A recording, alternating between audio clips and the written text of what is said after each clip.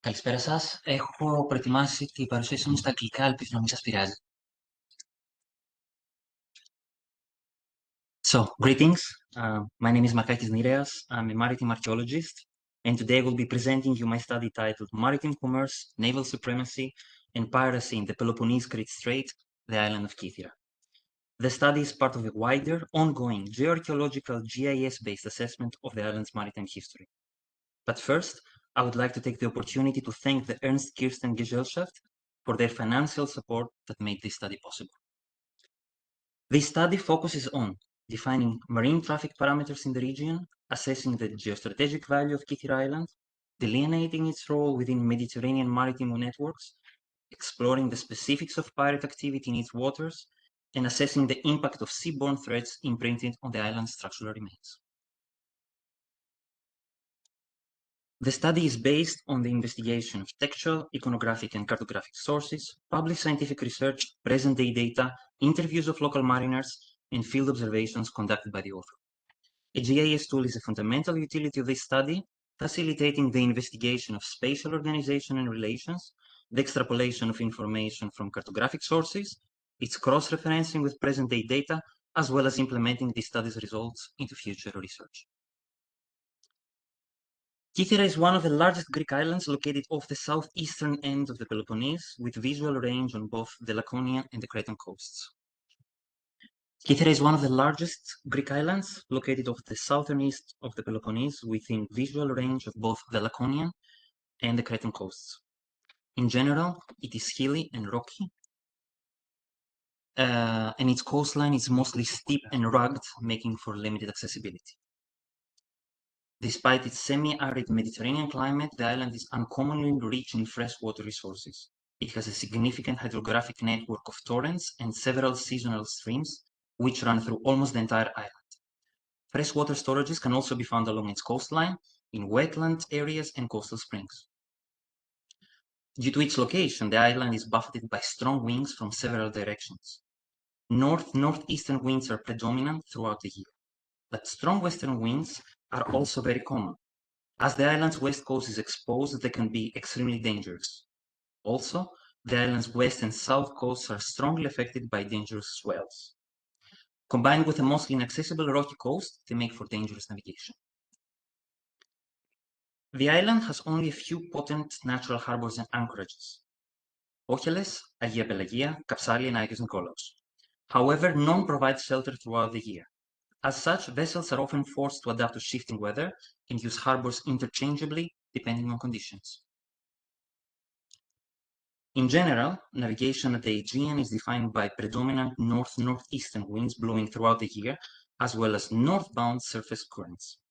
Combined with currents running from South Peloponnese towards the Ionian and Adriatic, winds and currents greatly favor the circumnavigation of the Greek peninsula from east to west through the Peloponnese-Crete Strait. Likewise, winds and currents facilitate navigation from the Adriatic towards Crete. Therefore, Kythera lies at the crossroads of primary marine routes connecting Crete with the Greek mainland, the Aegean with the Ionian Sea, and the East Mediterranean with the Central Mediterranean and the North African coast, major marine routes in use from antiquity until today. The most important parameter in assessing the value of Kythera for navigation is its proximity to Cape Malleus. At the turning point of the tip of southern Peloponnese, Cape Malleus is the meeting point of three seas and the collision point of winds blowing from up to three directions. It is a rough breaking point affected by a complex combination of distant weather systems and local conditions that result to a highly dangerous, narrow passage upon one of the most important routes of the Mediterranean. It is telling that one of the earliest mentions of Kythera in literature is directly connected with navigation past Cape Malleus. That is because the two closest points to find safety from the cape's dangerous waters are the Cove of Attica and the island of Kythera. A further critical factor is the island's coastal freshwater availability. Resupplying with drinking water was a fundamental necessity for commercial, military, and pirate crews alike. Given the intense marine traffic along the strait, the significance of watering station becomes quickly obvious, and Kythera's availability rendered the island an important resupply point. According to local seamen, the island was commonly used for supplying with water throughout the 20th century, Additionally, its potential as a watering station is attested in texts and nautical charts from the modern period. On the other hand, along the south coast of the Peloponnese, such options are scarce. Drinking water could be acquired by sailing into the Messenian or Laconic Gulfs. However, for merchants crossing the strait, that would be a time-consuming and therefore costly detour. Instead, they would prefer to resupply at Kythera while straying as little as possible from their course. And if for merchants the island served as a convenient watering station, Kythera would be of the utmost importance for pirates. That is because for rowing galleys, water is essentially the fuel of their motor. Rowing is an extremely taxing activity that can quickly lead to dehydration and exhaustion. As such, a pirate vessel's reach, speed, acceleration, in short, its effectiveness, is directly delimited by its water supply. At the same time, storing water on board would be very limited due to a rowing galley's design. As such, the island's plentiful resources, many of which are not accessible from inland and thus unguarded, would constitute the ideal watering station for any pirate crew operating along the strait. The mention of a Saracen pirate ship resupplying with water at Kythera in the 10th century further supports this interpretation. Kythera played a significant role in enabling commercial traffic during antiquity, a role that changed alongside the expansion of maritime trade and the evolution of naval technology. Projectiles made of obsidian attest to contact with the Cyclades since at least the final Neolithic. During the early Bronze Age, the island served as a point of transfer of Minoan material culture towards the Greek mainland. During the Classical period, the island served as a port of call in the maritime trade of the Greek mainland with the North African coast. At the Hellenistic period, as the site's excavator Dr. Tsaravopoulos mentioned, a coin cache from a marine sanctuary at Dragonars of Kythera attests to its role as a safety stop with a pan-Mediterranean network. Furthermore, a mention of the Pjöttinger table suggests it served as a maritime hub during the late Roman period. Given the above, it also becomes clear that the island is of high military value. The narrow strait between Kythera and Peloponnese forms a bottleneck whose control would be fundamental for any naval power with interest in the region, both in ensuring commercial traffic safety and establishing naval superiority along the strait. Without getting into too many details, a most clear indication of the island's military value as a naval control point is the fact that for most of its known history, the island has been either controlled or contested by naval powers such as the aspiring Athenian thalassocracy, the Roman, Byzantine, Venetian, and British naval empires, as well as their antagonists and free agents. Even though there is a lot of information regarding pirate operation off the island's waters, during the modern period, relevant mentions from antiquity are very rare.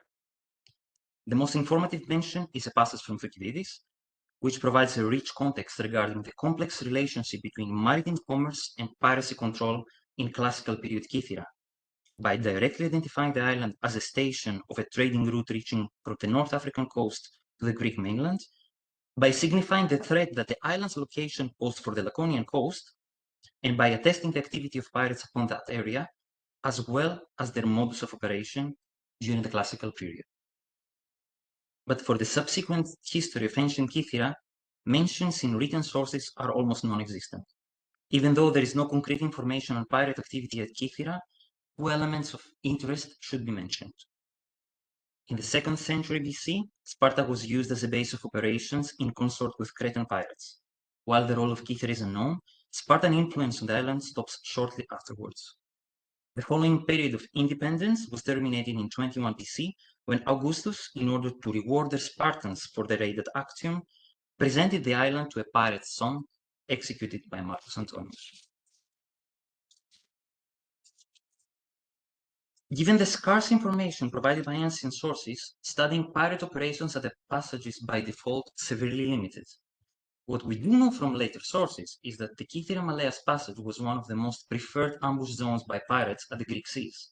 Not only that, but during the 18th century, the island served as the main staging point for pirates and corsairs operating in the area, as well as the main center for selling loot.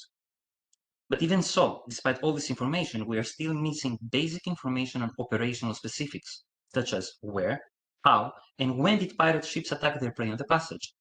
Necessary information that can assist in investigating pirate attacks also during antiquity.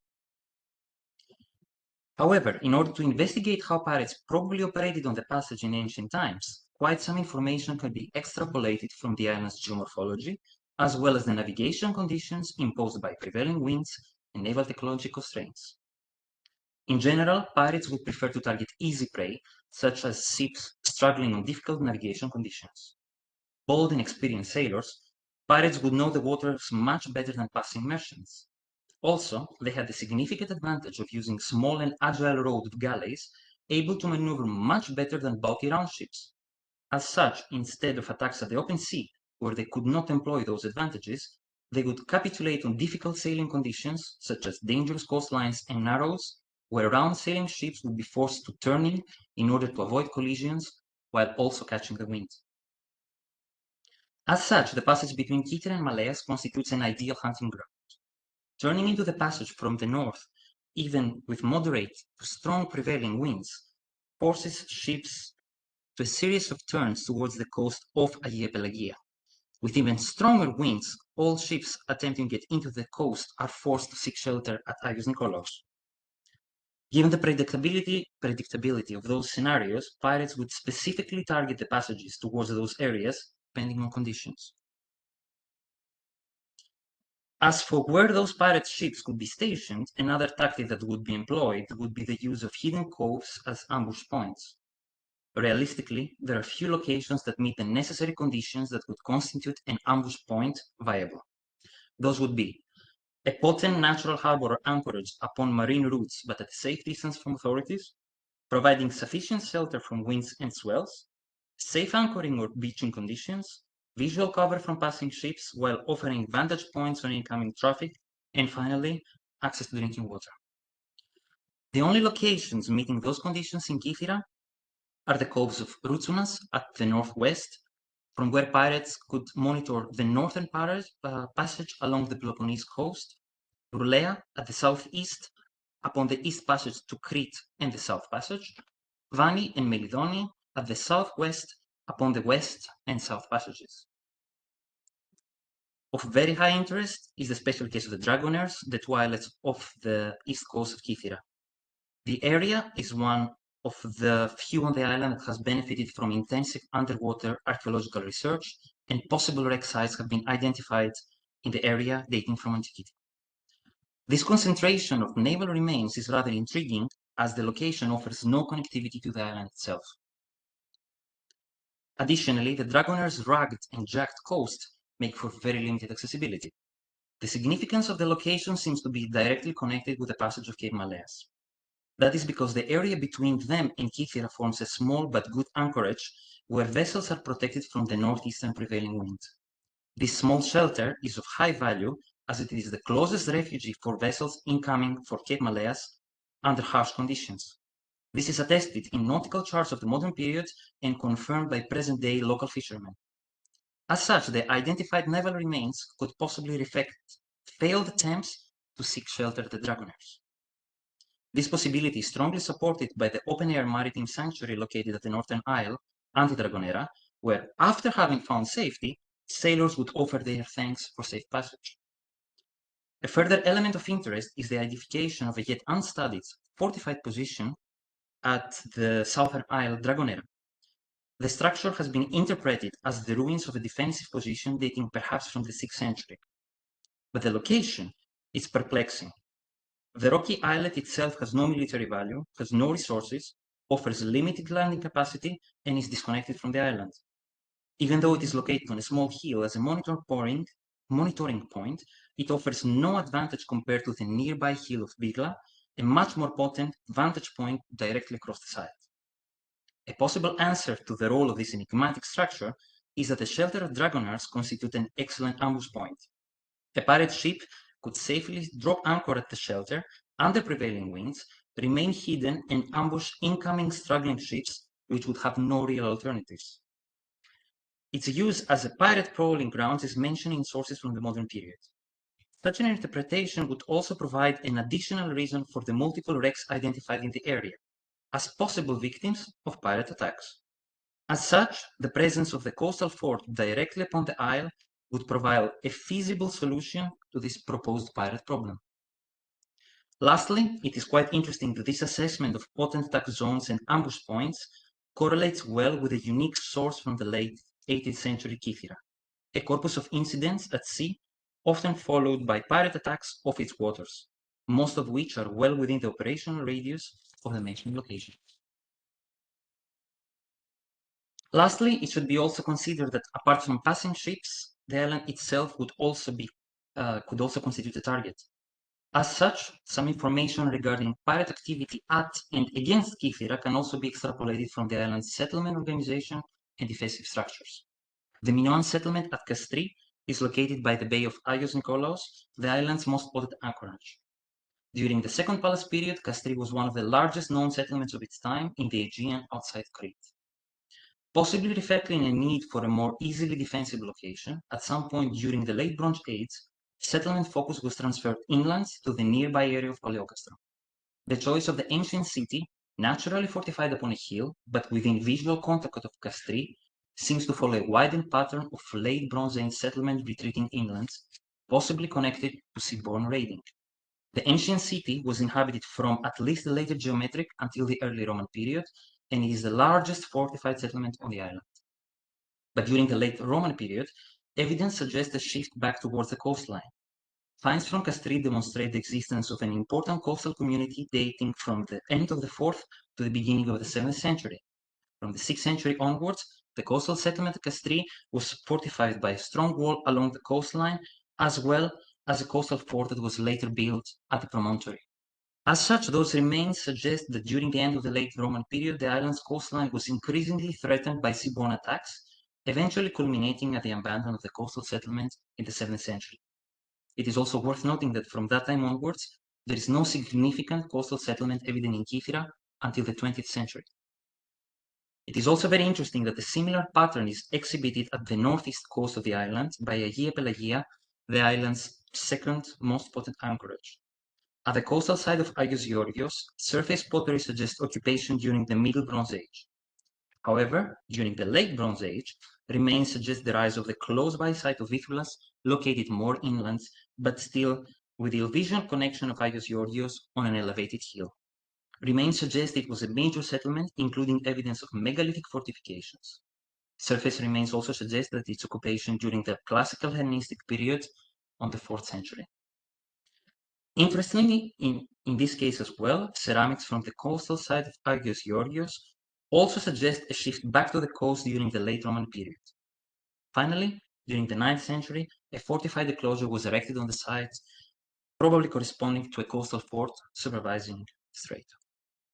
Lastly, Vigla Hill, one of the most important sites in Kythera, constitutes an excellent coastal observation point from which passages in all 4 cardinal directions can be monitored, including both anchorages mentioned. On the western edge, a Minoan peak sanctuary dating from the Minoan period has been identified. Apart from its significance as a religious structure, the sanctuary would also constitute a navigation landmark, signaling safe passage to mariners incoming from Cape Malleus. The site was also used from the late Classic to the Roman periods, and its character during the time is unclear. Of special interest to this study is the watchtower identified at Vigla, dating to the 7th century as a defensive measure for monitoring the coastline. It's a structure that correlates well with the pattern that the settlements at Agios Georgios and Kastri exhibit of an increasingly threatened coastline towards the late Roman period. To conclude, Kythera Island is positioned on a location of significant geostrategic value for navigation, a bottleneck upon a maritime crossroads of significant inter-Mediterranean marine traffic. The island served as a major traffic enabler, providing shelter and water upon the most dangerous passage of the crossroads. At the same time, its coastline is perfect for pirate operations, as difficult navigation conditions, potent ambush locations, and supply availability make for ideal hunting grounds. Regarding operational specifics, the following information can be extrapolated from investigating pirate operations off its coast. The most potent attack zones, both for operations at sea as against the coast, seem to be the northeast and east coasts. Of special importance is the wreck site of the Dragon Era, a most promising location with multiple remains of high significance and attested ground of pirate operations. The most potent ambush locations where pirate ships would be stationed in ambush are the 3 hidden coves at the corner tips of the island. And lastly, regarding chronology, evidence suggests increased pirate activity towards the end of the Late Bronze, Classical, and from the end of the Late Roman period onwards, while information on the Hellenistic period is for now insufficient. Kythera is a complex case of an island exhibiting weak presence in sources but an extremely rich archaeological imprint. Even though certain areas have been the focus of significant archaeological research, the majority of the island's coastline remains unexplored. As a result of this study, certain locations of potential archaeological significance have been either identified or further investigated. Hopefully, the information extrapolated from this assessment will assist in further researching the island's maritime history in general, its history in piracy in particular. Thank you very much.